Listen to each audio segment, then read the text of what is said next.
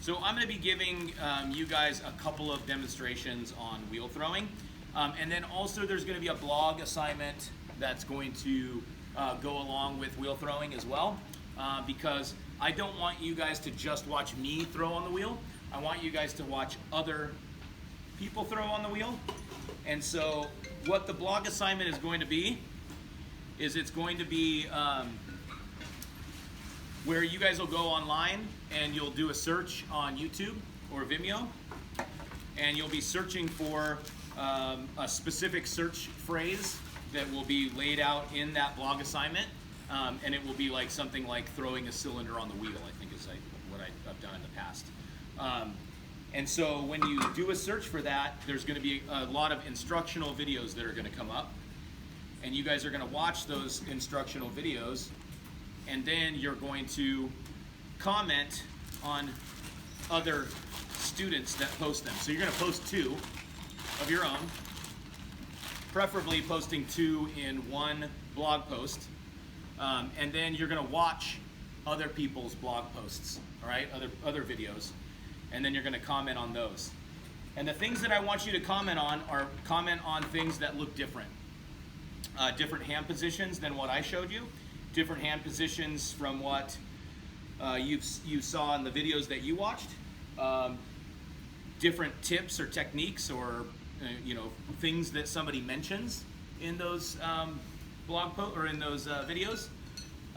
So that way you can see a number of different things, because I can tell you the way that I throw on the wheel is different, slightly different than how I was actually taught when I first was taught in my beginning ceramics class. So what I've done is I've adapted things along the way as I've learned to throw that work better for me, right? Because maybe my hand position, like I like the way my hand is in position in a different way than what my my first instructor was in ceramics, than the way that he throws, okay? So that's kind of why I want you guys to do this other assignment and do this blog assignment, so that way you guys can actually see other people throwing other than just me, okay? So when I first start to sit down and throw on the wheel, especially when I'm going to be throwing smaller objects like this, I actually sit down, and you've noticed I cut off some chunks of clay. They're cubes of clay because the cube is the closest thing to what? A circle. A sphere, right? A ball of clay. And we want to have balls of clay. The balls of clay that you want to you want them to be somewhere from from baseball to softball size. Okay? So baseball to softball size. The reason why is because if you go anything bigger than a softball, it's going to be a little bit too big. And then you're not making like a little tumbler or a little cylinder. You're going to be making a much larger object if you go bigger than a softball, right? So what I tend to do is I just kind of take the block of clay. You guys saw me do it just now. I just kind of quartered it from that original size. And this is a little bit bigger than a baseball, but it's not quite as big as a softball. Does that make sense? All right? So what I do is I get a couple of these set to go, and then I toss some out, just because I can have you guys help me. Don't throw it at me. Thank you, Genesis. All right. Go ahead and turn it into a ball for me. That way it just... Oh, come on, Armando, you can do it. I know you can. All we do is smash down those little things, right? Is this a race now? Is this a race now? Race. And they're off. Who's gonna win? I'm gonna win. That's like my only good thing. That is way too. Yeah. All right, so they're gonna continue on doing that. I'm gonna talk a little bit about it. So, a couple of things about these wheels, all right? These wheels are electric wheels, so it means there's a pedal that's down below. The pedal is gonna be on your right-hand side, okay? There's a reason for that. It's because of the way that we throw in our United States. Okay, so the right foot is where that gas pedal is. It's also the same foot that you use to make the gas go on your car. So you're a little bit more used to using your right foot to push on the gas to make something go faster or slower, right? So think about this. That's why it's over there on that side. When you come to the wheel, it should be off. So if I move the pedal, it's not going to do anything, right? There's a switch on the side, and I just need to switch that on. Right? And then this wheel is ready to go. If the wheel is in the proper position for the way that we should be throwing in this class, the wheel should be spinning counterclockwise, okay? That's important, right? Because if it's spinning clockwise and you do the hand positions that I'm teaching you, it's not gonna work out properly for you, okay? So, you need it going counterclockwise, all right? When we first start out, when we first get a ball of clay to get it onto the wheel, I'm gonna take a sponge and I'm gonna wring almost all the water out of it. You don't want a lot of water in the sponge at all. I'm gonna get the wheel moving like this. Use the wheel, okay? Use the power of the wheel. And then I'm just gonna get a little bit of water on here. I don't want a lot of water on this wheel. If I put too much water and then put the clay onto it, then the clay is gonna actually move around on the wheel because it's gonna absorb all that water and it's gonna be kind of like clay slip underneath the ball of clay. We just need enough to stick it to the wheel head. That's it. All right, Armando, that's good. Thank you. All right. So then once I have a little bit of that water, and look, it's such a small amount, it like disappears very quickly. So I get a little bit of water on the wheel like that, just barely enough. Then I'm gonna take my ball of clay, put it in the middle of the wheel, and then I'm gonna work it around in a circle like this. And when I do this, what it's doing is it's getting a little bit of moisture in the clay, and some of the clay is sticking down to the wheel head, and if it was super quiet in here, and nobody was making any noise, you can actually hear the clay going like, it like makes a hissing noise, right? Because it kind of gets sticky. Then I'm gonna take my elbow, put it down on my leg, and kind of ready, aim, fire, and put it down onto the wheel like that. That's the only thing that we do with clay when I don't know why they call it throwing, right? That's the only time we throw anything. Maybe it's because it's actually hard to do, and when you get frustrated, you want to take the clay and throw it against the wall. I don't know, okay? Then you want to kind of tap it down like this to make sure that it's stuck down to the wheel head, because it's just that stickiness of the clay that's sticking it to the wheel head, and that's it. So if you don't get it stuck down properly, when you go to start doing all these other things where we're adding friction into the system by using our hands, then if I put too much friction on it, that whole lump of clay will just come off in my hands, right? And it'll completely unstick from the wheel head. I don't want that to happen, all right? So, now if we look at this, if I spin it really fast, you can see it kind of wobbles around, all right? This clay is not yet centered. The very first step in throwing is to center our clay, right? Well, I guess the second step. The first step is to throw the clay on the wheel. Second step is to get our clay centered. The easiest way for us to center, there's a couple of different ways. You'll probably see other ones in the videos that you watch. The way that I like to do it is I take my elbow and I put it down here and then into the nook of my leg, right? And I get this part of my palm right here, this meaty part right underneath my pinky. I get that positioned right at about, here's the 6 o'clock position, just over from that at about the 7 o'clock position. And if I hold myself in this position and kind of cock my leg inward this way, right, and apply pressure as the wheel is moving, then this acts like a wall. It's really strong because it's going right into the bone of my leg, my femur. It's the biggest bone in my body, right? And if I hold it there steady enough, I don't even have to have another hand on it. I can hold it here steady enough, and the clay will eventually fall into center, because that clay, as I apply the pressure, it's gonna start to come upwards, all right? Now, the one thing I need to have that happen is I need to have lubrication, because if I try to do it right now, the clay sticks to my hand, okay? It doesn't slide. So what I do is I take some water. You notice that I have a good amount of water in my clay bucket right here, right? If I have just a teeny tiny amount of clay down below, it's gonna quickly become slip as I do this, because I'm gonna keep going back to it and going back to it, or I'll run out. So you actually have to have a decent amount of water. And the last time I threw was, I don't know, 2 or 3 classes ago, when I was giving another demonstration, I saved the water. Like, I just put it into my space. So you can take your bucket and put it into your locker with some water in it. That's fine. Nothing's gonna happen to it, all right? And then every now and then you can clean it out if you want to, all right? So I'm gonna apply some water. I don't need to go like this, okay? Because when I do that, it all just goes down in here into the splash pan, right? And then you're gonna waste a bunch of water, then that's gonna fill up, and you're gonna have to empty it out every now and then, right? All you need is enough for it to become kind of shiny there on the surface, all right? So I get that elbow down inside of my leg. It's not on top of my leg, it's inside. And if I lean my body weight in there and get myself close like this, right? Notice my back position too. You guys can probably see it here. I'm kind of proper posture, I'm not like this, right? What is this gonna do? That's gonna give you a bad back sometime in your life, right? So just think about positioning yourself, right?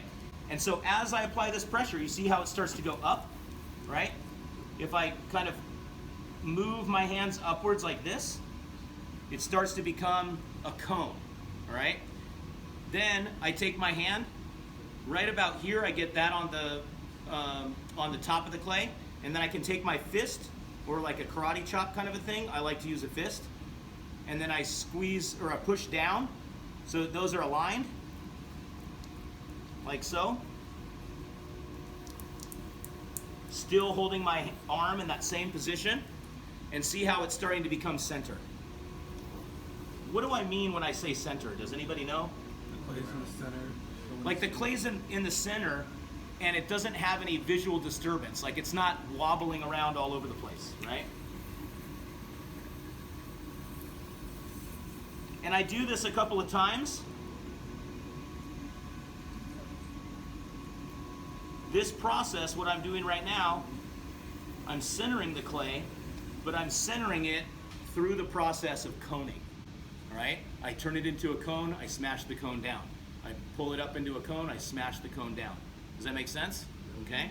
So what I want to eventually get to is I want to get to a dome that is a little bit wider than it is tall, right? I don't want this way up here like this, taller than it is wide, or even equal distance.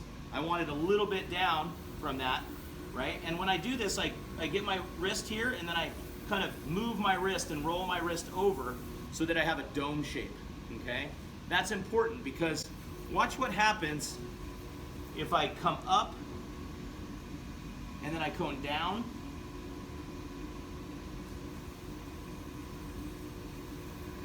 What's different about this? It goes in. It's more flat, right? Watch what happens when I go to cone now. Look what's happening. I'm making a little hole, right? If I do that and I squeeze that closed, I might be trapping air, okay? But that happens when we have a flat top on it. That doesn't happen when we have a dome like this. Now if I take this and cone it, see how it comes up and I don't get that indentation there in the middle, right?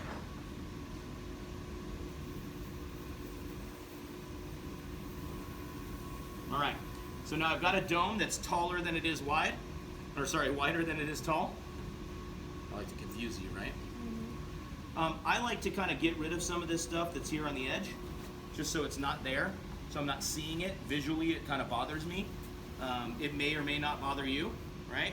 If you have any spots of or edges here that are kind of like a little bit out, right? I just take my thumb and go like this and remove that clay with my thumb, right?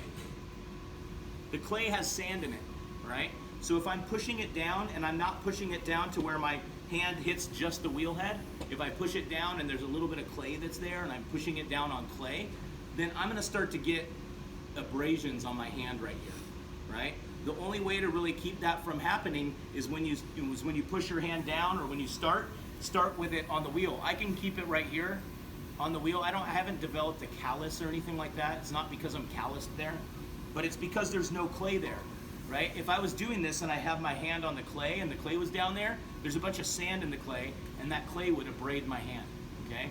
So you want to try and keep that from happening. Don't freak out because it gets kind of like grayish black, all right? All that is from oxidation on the wheel head, right? It's not gonna hurt you, okay? So that's what we first wanna do. Put our ball down, then we center our clay, all right? The clay is centered when you look at it and it doesn't have much visual noise, right? You can see it almost looks like it stopped. There's no difference in it like this versus this, okay? If you see that wobble happening, then try and get in there a little bit more and try and center it and really hold. You have to kind of strengthen or not strengthen your muscles, but tighten your muscles, tighten yourself when you do it. If you loosen yourself up and you just let the clay go, the clay is just gonna move where it wants to go. You gotta be tight with the way that you have your hands and your arm, so you gotta kind of get gripped a little bit, all right? Like you're at the gym. Cool? Next step, and you guys can see it over there on this little guide. Starts on the left, it's right here. It's like 4 steps right there, the ball. Then we put the hole in the middle, all right? I don't know if you can even see it all the way over there with the camera, but somebody, can you move those bricks out of the way, or somebody, can you move those bricks out of the way? Just put them down on the ground. Oh, there we go. Oh, yeah. All right. Those are kind of our steps of building of making a cylinder. So I've gotten the first one done. I've got my dome. The next thing I'm going to do is I'm going to put a hole in the middle. So I get a little bit of lubrication here, just a little bit. That didn't even go onto the wheel, right? I just need it there. What I like to do for my hole is I put my hand around here just like I'm centering, but look where my elbows are now. They're on the outside of my legs. I'm going to take my thumb and my index finger, right? And it really doesn't matter. Some people like to use 2 index fingers. Some people like to use 2 thumbs, right? I've just grown accustomed to doing this with my thumb and my index finger. So I start to get it going, and then as soon as I get it going, I can feel a stickiness on the clay, right? That means my fingers are sticking, so I need to add a little bit of water, okay? And if I add a little bit of water, then my fingers will slide. You always want to feel like your fingers are sliding. And if they don't feel like they're sliding, add a little bit of water. Not a lot of water, a little bit of water, okay?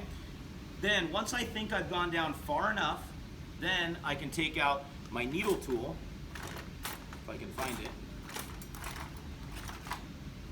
And if I take my needle tool and stick it straight down into the clay, right, like that, and then I move my finger down until it's touching the clay, pull this out, and I can look at this.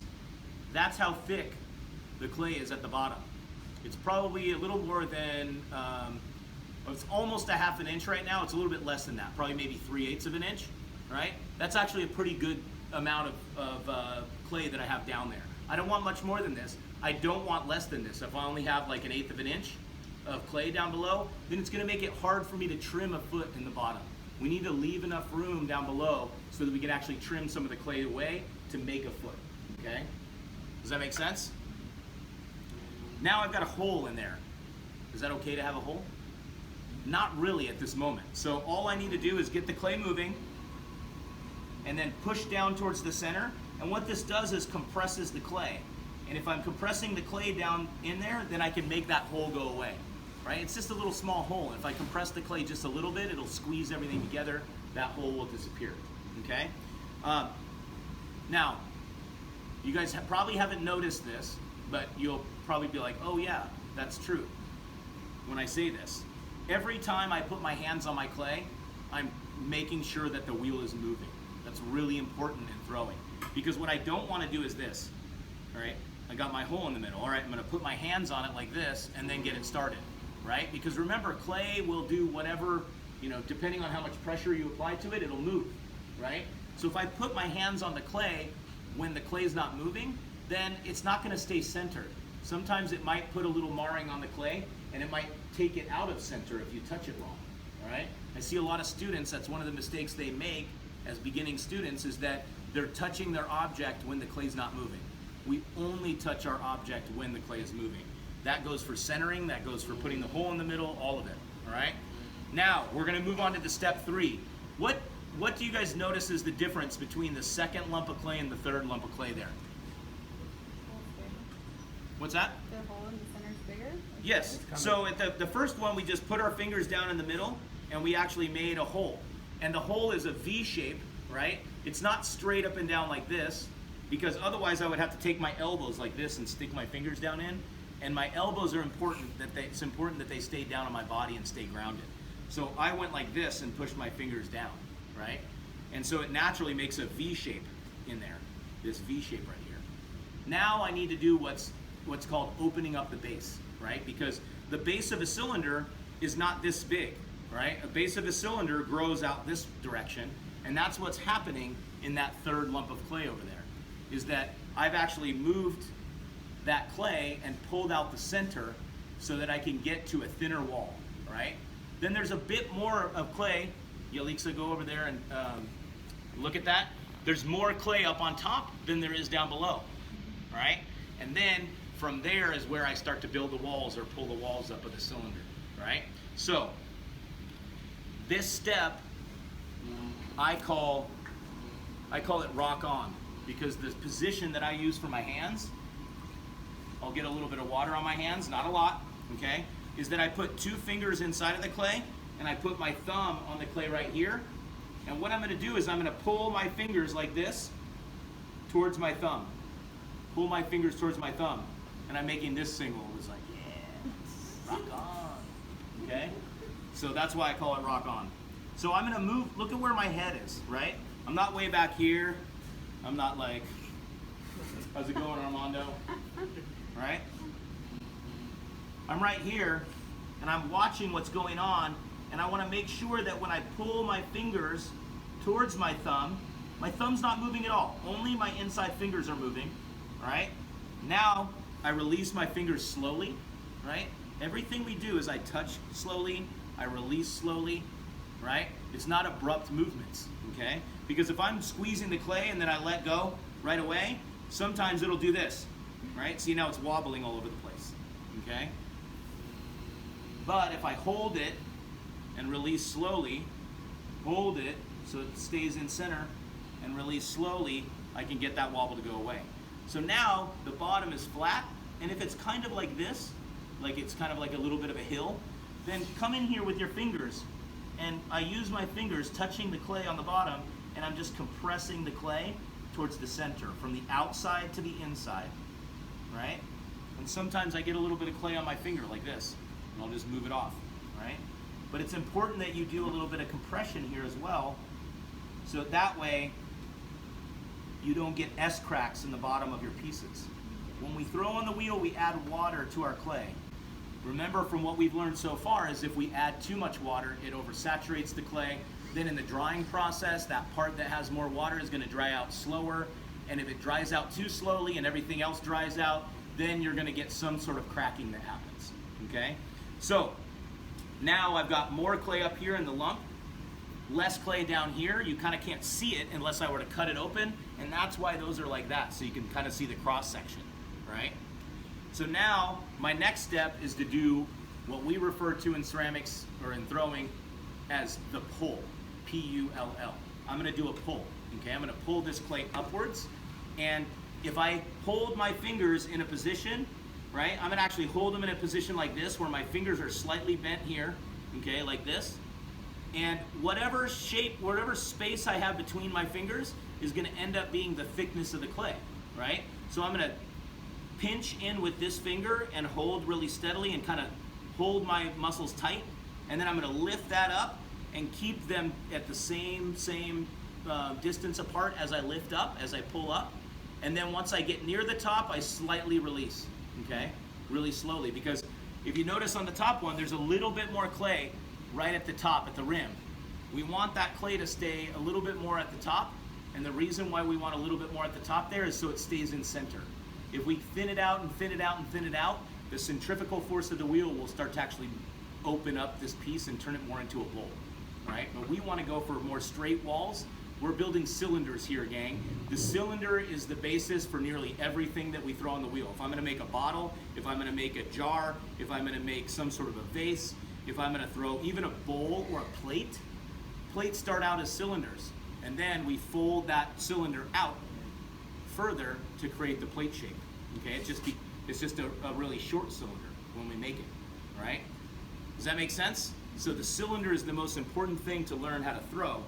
So I'll get a little bit of water here, and you'll notice I have my fingers pinched on the side, and I just squeeze a little bit of my sponge, and it kind of delivers clay to just the walls, right? If I get a big puddle down on the inside of this, then I probably put too much water. You don't want to leave that much water down there. That's what's going to lead to S cracks, all right? I like to actually have the sponge in between my finger and the clay. You don't have to do that. I know plenty of people who throw that just put their fingers on the clay, but I like to actually have the sponge there. Up until this point, I've had the wheel going pretty fast, right? When I do the pull, I slow the wheel down. If I keep going like freeway speeds, then what's going to happen is that this piece is just going to grow, and it's going to get out of control, and you're not going to be able to have control over it. You want to have control over it. So slow the wheel head down. Just have enough water on there to lubricate the clay so your fingers glide, You notice I squeeze a little bit of that out of the sponge so I don't have an overabundance of water. When I do this, I'm going to come down here to the very bottom. I'm going to squeeze in a little bit so I see a little bit of this clay, and then I'm going to lift up. All I'm doing is stopping the squeeze. I'm not squeezing anymore, I'm just holding it steady, and then I'm lifting up that clay, and then once I get near the rim, I'm going to release really gently. You see how gently that happened? Okay? And look what happened to the clay. It grew. Okay? It went from being clay that was this thick, can you see the fingers there? From clay that was being this thick to clay that's now this thick. Okay? Now I can come and do the same thing. Deliver a little bit of water. Okay? Before I start to do my next pull, one of the things I like to do is get yourself an H position, like two fingers on either side of the wall, and then I push down a little bit right here. This is called compressing the rim. That keeps my rim really strong, so that way it won't, the centrifugal force of the wheel won't start growing out this direction. All right? Then I'm gonna keep those in that H position again, and I'm just gonna squeeze a little bit, and I don't know if the camera can really see this, but I'm just squeezing some water so that it gets on the outside and the inside of the wall, so I have lubrication, okay? Then I'm gonna come down here again, right? And do you notice that my thumbs are touching, okay? I don't ever throw like this, right? Because then my hands don't feel connected, right? So what I do is I come down here, I squeeze enough to where I see an indentation. Can you see that indentation, gang? Right? You want to have that indentation because that tells me that I've actually squeezed enough in, and I'm going to actually do some, I'm going to move some actual clay around. Now watch, this lump actually moves up the wall of clay as I do this, and now this cylinder has actually become taller than it was before, right? And then I release really gently once I come to the top. Does that make sense? What do I need to do now? Very good. Compress the rim a little bit. Compress the rim. It's thin enough at this point that I can actually be done with it, right? So, in order to finish and get this thing off of the wheel, there's a couple of different things, a couple different ways you can do it, but this is one of the easiest ways I've found to do it. Our wooden knife tool, right? It has this little potter's thumb thing that we've talked about before, this little section. I turn that this way so it becomes more like a scoop, right? Because this way it'll scoop clay. If I get this moving down here, I can actually scoop some of the clay away, and I'm moving it down towards the wheel head so I can get some of that clay off. See, it comes down on the tool, and it's somewhere where I can get my fingers like this to be able to lift this off. So if it's not enough, I'm gonna come here, and I want it to kind of be a little bit V-shaped down there, right? I call this making an undercut. It's an undercut where my fingers can let rest, so that way when I lift this up, I can actually hold on to it, okay? So, before I go any further, I want to treat the rim, all right? I can take my sponge and just kind of fold my sponge over this and make it nice and soft, because what kind of a vessel does this look like to you? A cup? A cup, right? So do we want to have a real sharp edge touching our lips when we make a cup? No, we want to have a nice soft edge. We can do that with this, with our sponge. This is just a little different sponge than what you guys have, but you can use your sponge as well. You can take a little tiny piece of paper towel and fold it a couple of times and get it wet, and you can roll that, basically take that and move that over the edge as well, right? I've seen some people that have little pieces of leather, like a leather chamois, in their toolbox, just to cut off little piece of chamois, and they use that to treat their rims. Those work really well, okay? Any of those kind of things will work well. What we're shooting for here, gang, is something that's relatively straight-walled, right? It doesn't have to be perfect. It doesn't have to be exactly straight. It can kind of come in a little bit. It can kind of come out a little bit, but we're shooting for a 90-degree angle wall. On the inside, we're also shooting for that 90-degree wall. The biggest mistake that some beginning ceramics students make is that they do everything right on the outside, but they don't rock on enough. They don't pull that center out. They don't open that base up to something like this. They open it up to like this, like the size of a quarter. And every time you do a squeeze and start to lift, it's actually pushing clay in on that inside part if you're not holding it enough, right? If you're not tightening your muscles enough when you're doing it. And so what you then end up with is a shape on the inside where it comes down, but it comes down and then scoops and makes like a bowl shape on the inside, but then you have straight walls on the outside. And the reason why that's not good is because then you're gonna have thick wall down below and a thin wall up top. And even if you trim that piece, you're gonna end up with uneven wall thickness. And what do uneven or thick and thin walls lead to? Cracks. Cracking, okay? It also leads to objects that are heavier than they should be, right? Heavier than they look. If I look at this object and I see the thickness of that rim, it gives my mind an idea of how much it should weigh, right? You don't realize that your mind does this, but your mind totally does this. And if you look at it and it looks like plastic, your mind's gonna react to it differently than if it looked at that object and thought that that object was metal, right? Our mind is constantly working and thinking about these things when we go and lift something up. So we're expecting a certain thickness or a certain weight to an object when we go to lift it up. And if I have a cup that's like this, it shouldn't weigh very much, right? Because it doesn't have a really thick rim. It has a thick-ish rim. It's not thin by any means, but it's also not really robust. If it's really robust, you might look at it and say, wow, that thing might weigh a little bit, right? Because it looks like a pretty thick object. So we just want to think about those things. And is there a way that you can kind of point down in here and look at the inside and see that the inside of this cup goes straight down and then it has a flat bottom, right? It doesn't curve downwards and have a sloping bottom. It comes down like this and then comes in like this, 90-degree angle walls. That's what we want on the outside, and we want that on the inside. Does that make sense? All right, so to get this thing all the way off the wheel, what we do is we take our wire tool, and I'll wrap it around my fingers a little bit, take my thumbs, push them down towards the wheel head, pull that through. I do it a second time just to make sure it's not stuck. And then I take my fingers like this, give it a little bit of a twist, and it won't mess up the shape of that object if you've done that little scoop down below, right? I'll show you another way to do it in a second. And then I can set it over here. I don't have a board over there right now, but I can put it directly on a board, right? Cool? All right, we're gonna watch one real time, so I'm not really gonna describe a ton as I'm going. And guys, if you have this little patty of clay right here, guess what? We can just leave it like that. Get our clay. When we move it around in a circle like this, the other thing we're doing is we're making like a V shape like this, right? So that way when I throw it down to the wheel, it doesn't trap any air down below, okay?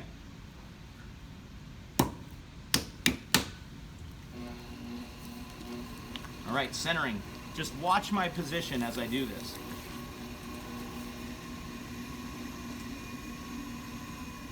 Fast wheel speed. Hands are touching as I go to push this down.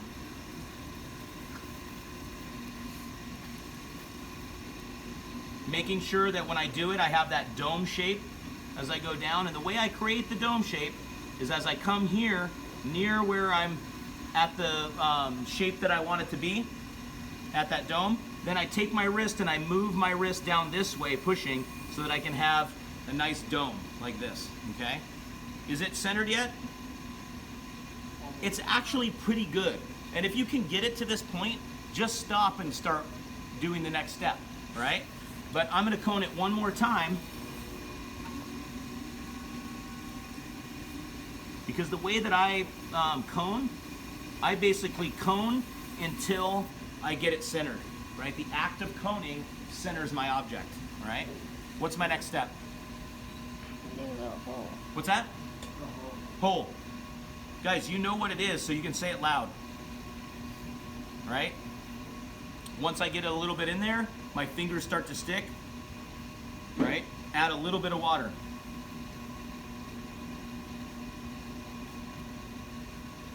All right? Then I use my needle tool, which I put right there. Stick the needle tool down in, push my finger. When I push the needle tool in, I push the needle tool all the way in until it hits the wheel head. That's important, okay? Then I move my finger until my finger touches the clay, and then I go out like this, and see that? We've got maybe a little bit too much clay, but it's better to have too much than not to have enough, okay? And then how do I make the hole go away? What's that? Put your finger in the middle. I don't want to just put my finger in the middle. I want to start on the walls and I want to start pushing a little bit and compressing in towards the middle, and then I'll make that hole go away. Just a couple of times and it'll disappear, right? Now what's my next step? Expand. Rock on, okay? I'm gonna take my fingers like this. I'm gonna position myself right at about the 3 o'clock position, or sorry, the 6 o'clock position, right? Get my fingers in there. I put my head over top of it so I can see what's happening with the clay, and I can adjust my fingers up or down so that I make a nice flat open bottom. Now, Yelixa, I want you to move the camera over this way, and I want you to look inside of there and see how much I've opened it up, right? I haven't opened this up to like a silver dollar size. This thing is like as big as the bottom of a cup, right? That's how much I've opened it up. A little bit more water there so I can have some lubrication, so my fingers glide, so my sponge glides. A little bit of an indentation there. And then I'm gonna lift my hands up like a solid unit, thumbs touching. Once I get near the top, I'm gonna release really slowly where I have still some clay that's a little bit thicker on the rim. Add some lubrication. This H shape like this, that's why I call it an H shape, right? I do it at about the 5 o'clock position because otherwise I have to kind of maneuver myself some weird way to get it to like 3 o'clock, right? So I do it at about the 5 o'clock position because I can see it easier. I can see that shape and my fingers kind of naturally sit in that position, right? So I compress that rim. Compressing that rim maintains the strength of the rim so it doesn't start to move outwards on us from the centrifugal force of the wheel. I'm gonna squeeze, get some water moving down the wall.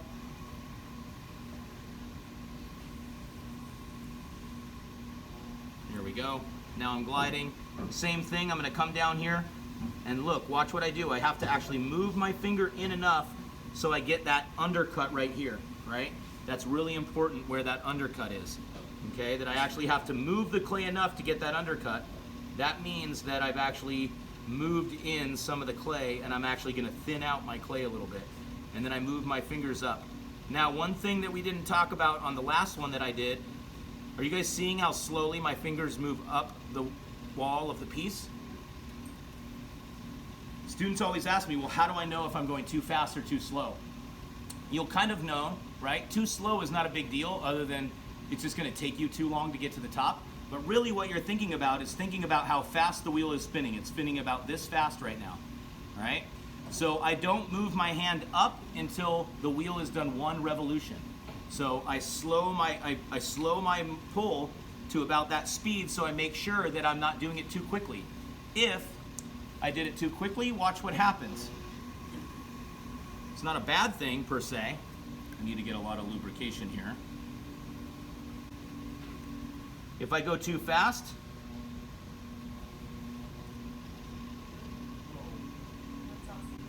it's kind of cool, right? So I can do that at the end. When I'm done throwing, I can give that. If I move my hands up too quickly, there's some of the clay that I'm not taking up with me, right? So it turns into like a spiral, or one of my students at one point called it a hurricane, right? So you can do something like that if you want to, but do it as decoration.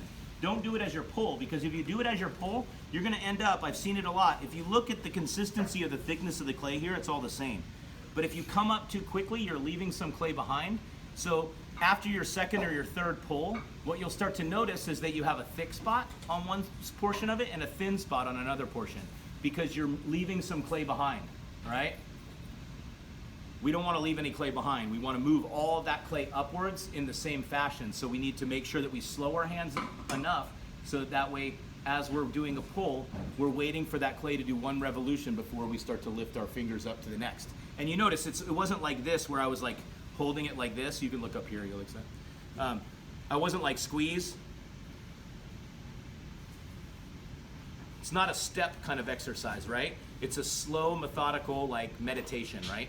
Squeeze it in, hold it in that position, and lift it up nice and slowly and steadily, and then release it very slowly. It's like breathe in, breathe out.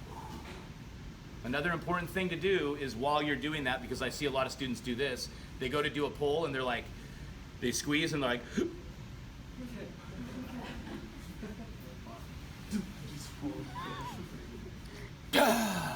when they get to the top, right? That's not gonna make for a good meditation, right? So when we do it, make sure we're breathing in and breathing out while we're moving our fingers up, okay? It's really important for us to do that, all right? And if right now you see right how it kind of flares out a little bit at the top, one way that I can actually get that to go back in is I can take my fingers and I actually use these fingers, right? The middle finger, thumb, like this, and I touch the clay like this and give a little bit of a squeeze and hold it in that position, and I can get the clay to go back in, okay? All right? If I'm doing a pull and I'm applying too much pressure with this hand, what's gonna happen is it's gonna actually come out this direction. It's gonna be more V-shaped, right? It's gonna be more flared of an object. So you gotta try and think of all this stuff while you're doing it, right? It's a lot to think about, is to squeeze and stop your squeeze and then lift up straight and make sure that you're going straight and look at the wall. It's actually maybe even a little bit better to push more with the outside, right? Because when we go and do a squeeze, when I go down to the bottom and I go to do a squeeze, my pressure comes from the outside. The inside hand is a wall. I just hold it steady. I don't squeeze with the inside hand. I squeeze against the inside hand and then I lift up, right? Another common mistake that students do is when they're, you can come up to me again, is when they're doing their pull, they remember what I said. They're like, oh, Brian said to squeeze first. All right, squeezing. And then they start to lift and they don't stop squeezing. So they keep squeezing in and they're like, oh, then when it comes to the top, I'm supposed to release. So then they start moving their finger out. And then eventually, right about here, students start to get their whole object comes off the wheel right in the middle, right? And that's because when you squeeze and stop squeezing and then lift up as a solid unit. If you keep squeezing, you're making thinner and thinner and thinner and thinner, and then you're like, oh yeah, Brian said to release, and you start to release.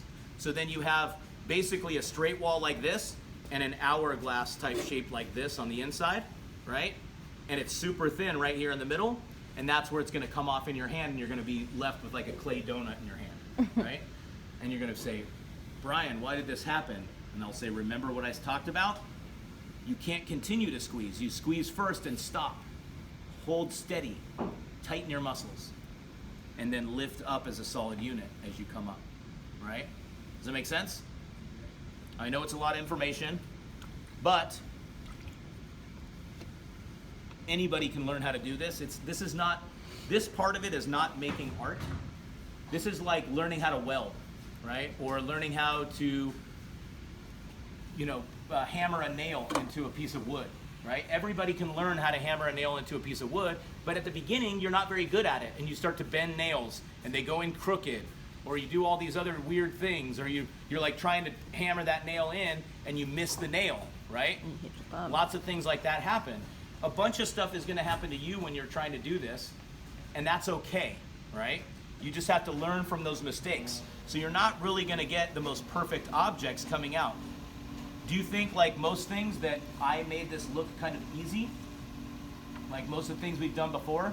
But then sometimes when you went to roll coils, they weren't that easy to roll. But I made it look a little bit easier than it actually is because I've done it a bunch, right? I've done a lot of throwing. And so with a lot of throwing comes a lot of experience, right? You notice that every time I touch this, when I did that, I took my finger like this and I put it on here. Why did I do that? Is it to make it steady? Yeah, I'm making myself steady when I do this. If I just go like this with my hand, what if like my arm gives out all of a sudden, right? If I go like this, I can be really careful with how I touch the object. Or I can just drop my elbow onto my leg and keep myself grounded, right? And then when I touch this, I can touch it much easier, right? But I'm not just doing it like this either. I'm holding my wrist like this and supporting it. Is that kind of like the tripod trick? Oh yeah, it's totally like that, right? Okay. Because that's kind of what we do with everything. When I go to throw, I keep this elbow, or to do the pull, I keep this elbow down on my leg. This one kind of has to be up because I can't go like this. I'm going to be like the Hunchback of Notre Dame, like, yes, master. Oh wait, that was Igor, sorry. I can't really do this, so I have to lift my elbow up like this, but I still try and touch my thumbs together, right? And if you ever see me throw a piece that's like pretty big, what I do is, like, you can't touch your thumbs, right? If you have an object that's like this tall. So if you ever watch me do that, I have my whole hand inside and I do my squeeze, and when I come up to the top, you'll see me take my thumb and put my thumb over on my finger like this as I come up near the top to finish the top. Because that whole time I've been doing that, I've been imagining my fingers being connected. And so then when they can finally be reunited, I reunite them, right? It's like two lovers from across the West Coast, East Coast, and they finally see each other, and they're like, oh, okay? How romantic. If you have any sort of water that's on the inside, I've got a little bit of water down in there. I'm gonna get rid of all the water in my sponge. I move the clay, right? I don't just reach in there to mop it up. I get it going. And then I reach down inside of there and try and mop up that water that's down in the bottom because I don't want to leave it there. But I have the clay moving when I do that. I don't leave it steady because some people are like, oh, I can get it, right? And then they make one little move and it moves the edge and then it's all out of center, okay, at that point. All right, now to get this thing off the wheel, do you see how it kind of slopes here at the bottom? Mm-hmm. Another thing I can do is I can use this wooden knife tool and I can just kind of use the wooden knife tool and kind of trim it while it's on the wheel, okay?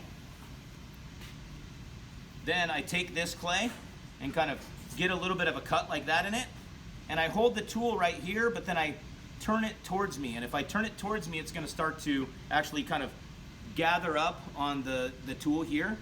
But if I leave it straight like this, it's gonna go up and over the tool and get stuck to the object, right?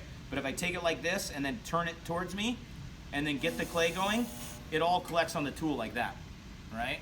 I also made that look really easy because I've done it a bunch. It's gonna take you a little bit of time to realize what that angle should be.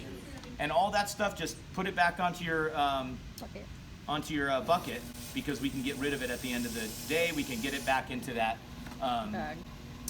Recycled clay container. This stuff you don't really want to put back in your bag, right? The little bits and pieces like that, they're really wet, okay? So they don't really reconstitute that easily. Better if those go back into the recycle container, right? So, another thing I can do with this is I can, instead of doing that thing that I just showed you is with like scooping it, I can do something like that to make the same kind of a shape. But when I do that, it all gathers on the wheel head, so then you would need to do the same thing that I just showed you, getting a little notch in there, turning the tool, pulling the tool towards you so it collects on the tool. Okay? And now I've got that undercut so that I could get it off. You see how my fingers are a little bit wet right now? Yes. If I dry them off a little bit, sometimes it's easier to get your fingers underneath there. So you can use your towel to do that. You can get it on your clothes. You can use like an apron if you want to use one of the aprons that's over there.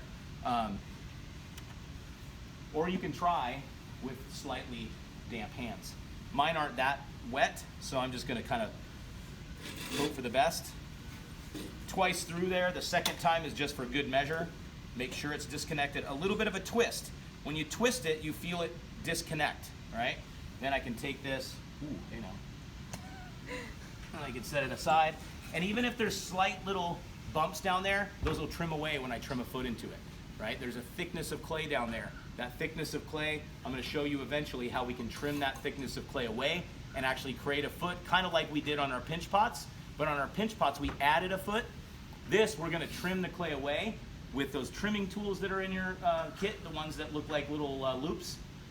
We'll trim that clay away and we can actually create a foot on the bottom out of the clay that we left down below there, rather than adding the foot, okay? Another thing that we can do is take just this tool, right? The wooden knife tool. We can get rid of that little patty that's down below. And then I can start over. Like if I'm gonna step away for a little bit and not put another ball directly on, I can kind of do this, go and do what I need to do, and then come back to it. Remember, this is important, that when we go to put the next ball of clay on, not a lot of water, just barely any water, just barely get it wet, and then the surf, that's ready to go for the next ball of clay.